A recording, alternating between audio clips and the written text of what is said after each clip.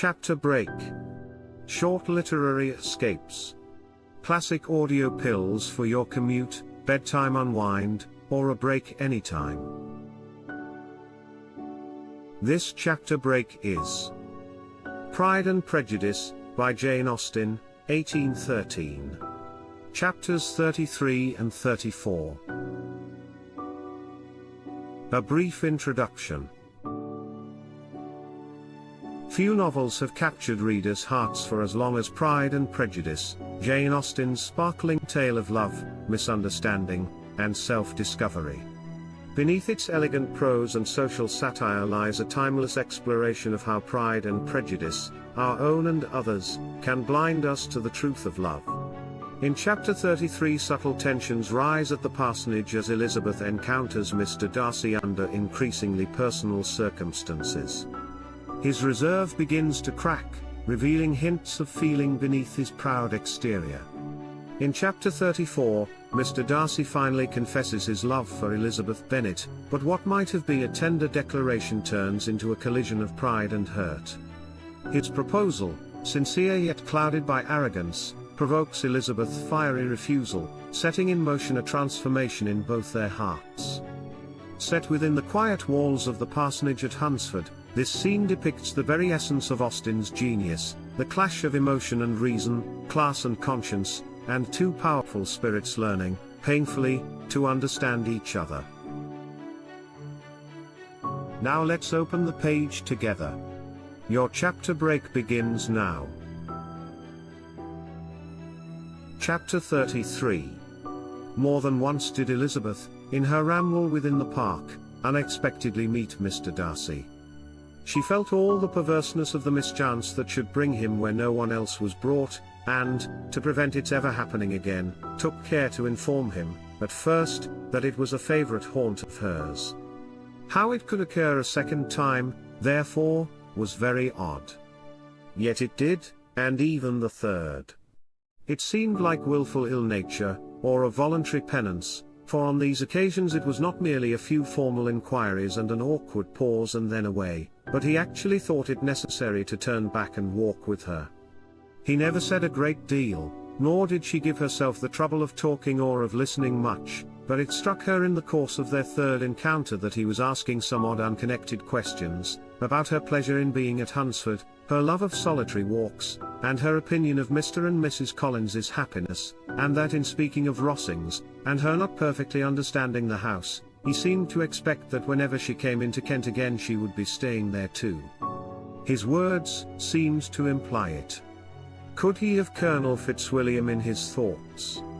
She supposed, if he meant anything, he must mean an allusion to what might arise in that quarter.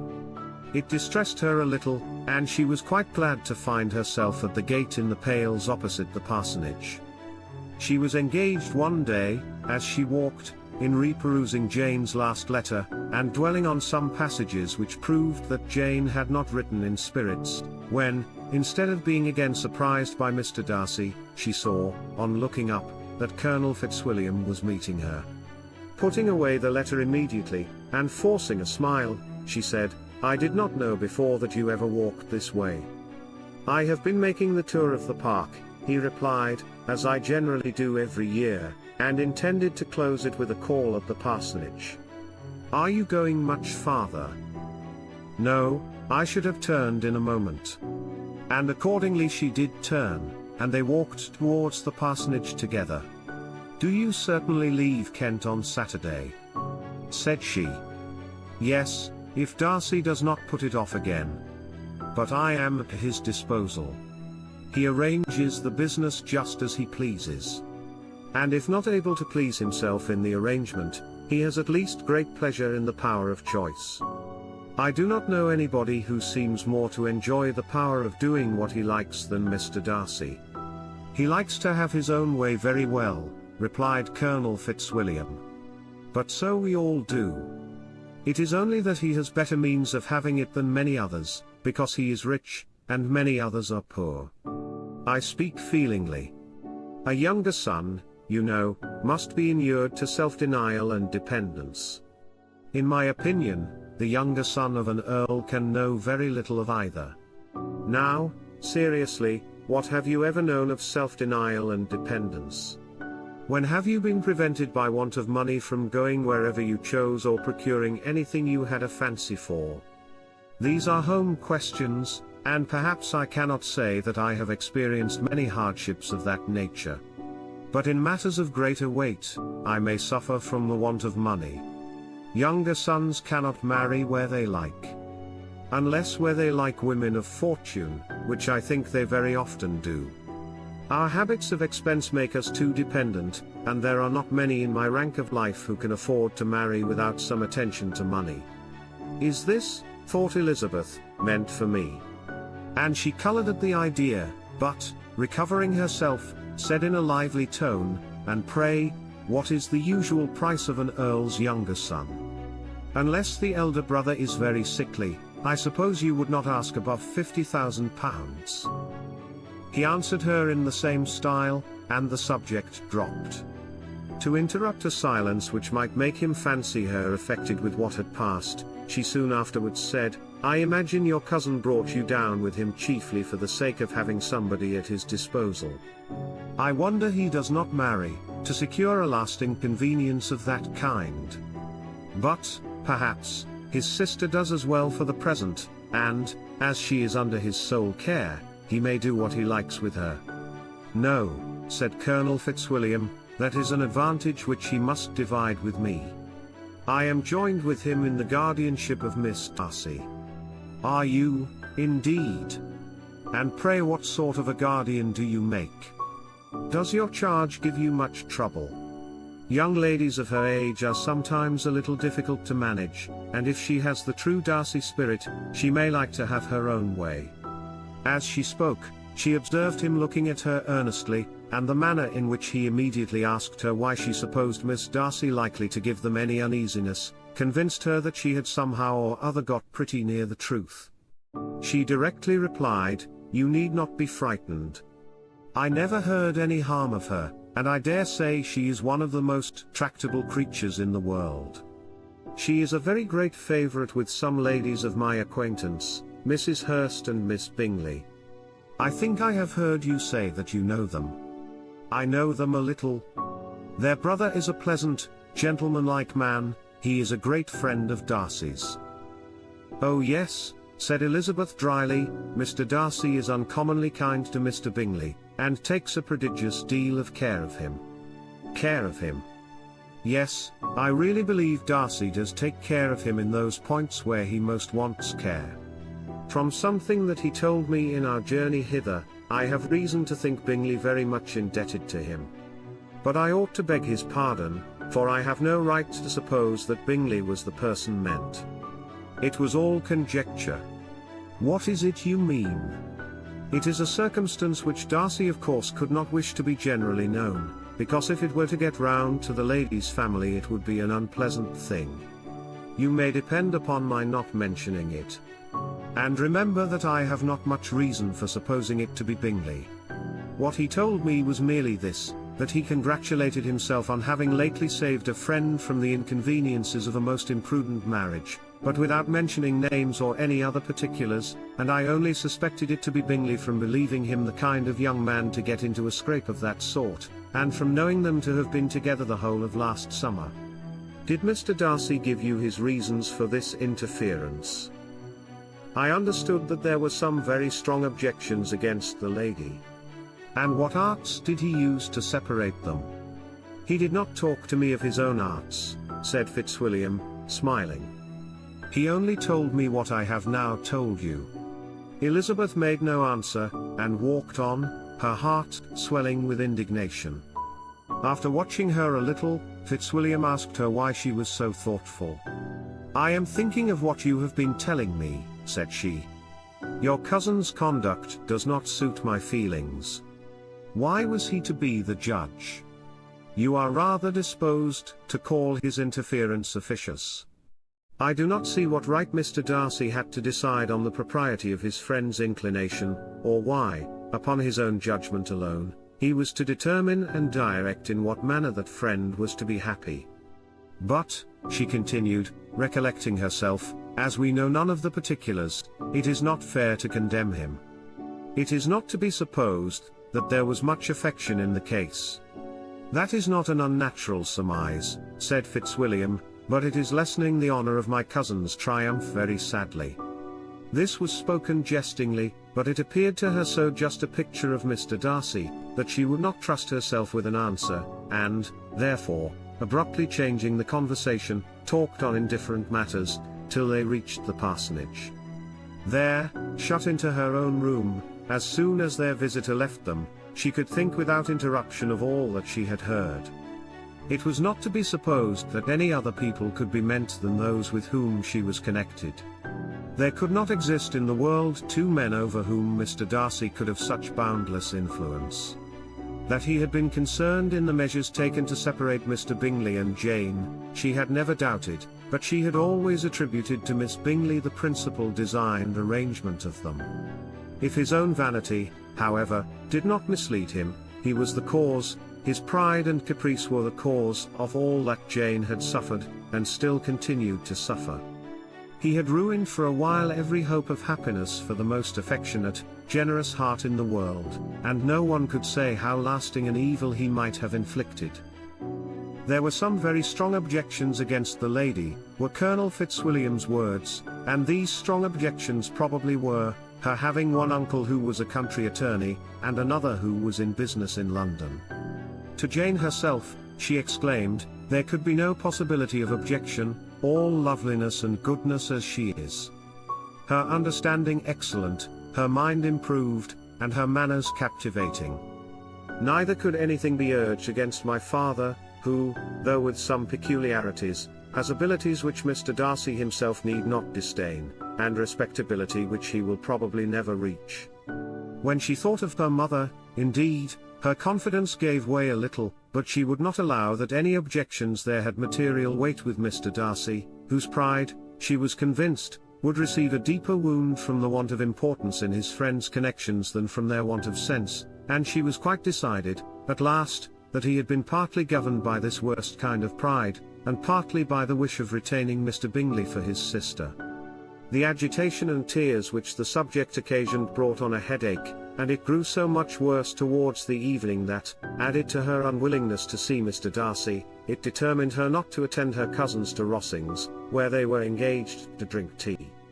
Mrs. Collins, seeing that she was really unwell, did not press her to go, and as much as possible prevented her husband from pressing her, but Mr. Collins could not conceal his apprehension of Lady Catherine's being rather displeased by her staying at home.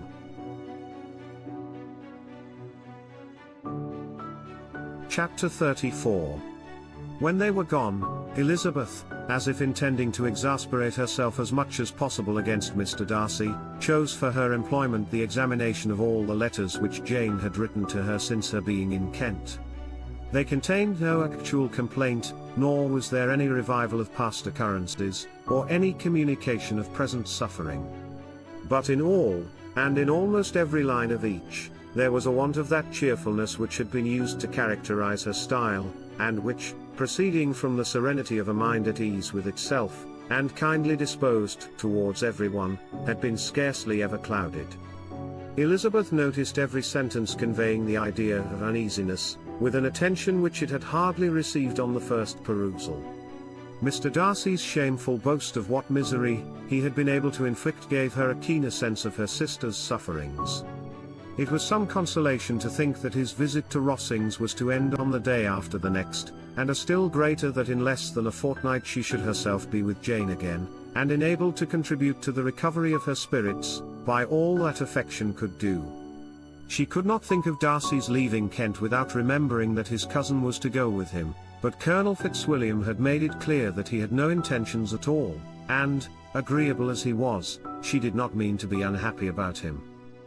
While settling this point, she was suddenly roused by the sound of the doorbell, and her spirits were a little fluttered by the idea of its being Colonel Fitzwilliam himself, who had once before called late in the evening, and might now come to inquire particularly after her. But this idea was soon banished, and her spirits were very differently affected, when, to her utter amazement, she saw Mr. Darcy walk into the room. In a hurried manner he immediately began an inquiry after her health, imputing his visit to a wish of hearing that she were better. She answered him with cold civility. He sat down for a few moments, and then getting up walked about the room. Elizabeth was surprised, but said not a word. After a silence of several minutes, he came towards her in an agitated manner, and thus began, "In vain have I struggled. It will not do. My feelings will not be repressed. You must allow me to tell you how ardently I admire and love you." Elizabeth's astonishment was beyond expression. She stared, colored, doubted, and was silent. This he considered sufficient encouragement, and the avowal of all that he felt and had long felt for her immediately followed.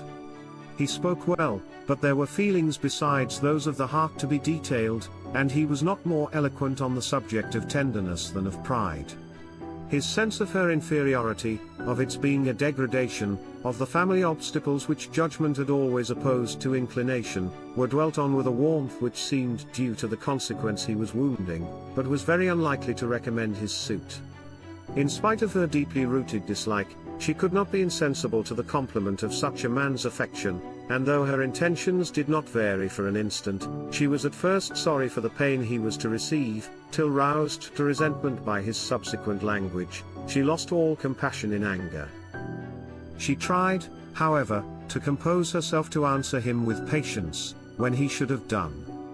He concluded with representing to her the strength of that attachment which in spite of all his endeavors he had found impossible to conquer, and with expressing his hope that it would now be rewarded by her acceptance of his hand.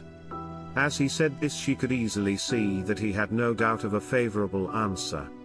He spoke of apprehension and anxiety, but his countenance expressed real security. Such a circumstance could only exasperate farther, and when he ceased the color rose into her cheeks and she said, "In such cases as this, it is, I believe, the established mode to express a sense of obligation for the sentiments avowed, however unequally they may be returned. It is natural that obligation should be felt, and if I could feel gratitude, I would now thank you. But I cannot. I have never desired your good opinion, and you have certainly bestowed it most unwillingly. I am sorry to have occasioned pain to anyone. It has been most unconsciously done, however, and I hope will be of short duration. The feelings which you tell me have long prevented the acknowledgement of your regard can have little difficulty in overcoming it after this explanation." Mr. Darcy, who was leaning against the mantelpiece with his eyes fixed on her face, seemed to catch her words with no less resentment than surprise.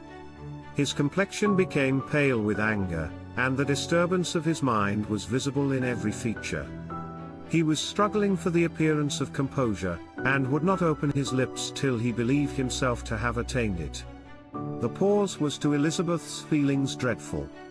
At length, in a voice of forced calmness, he said, "And this is all the reply which I am to have the honor of expecting.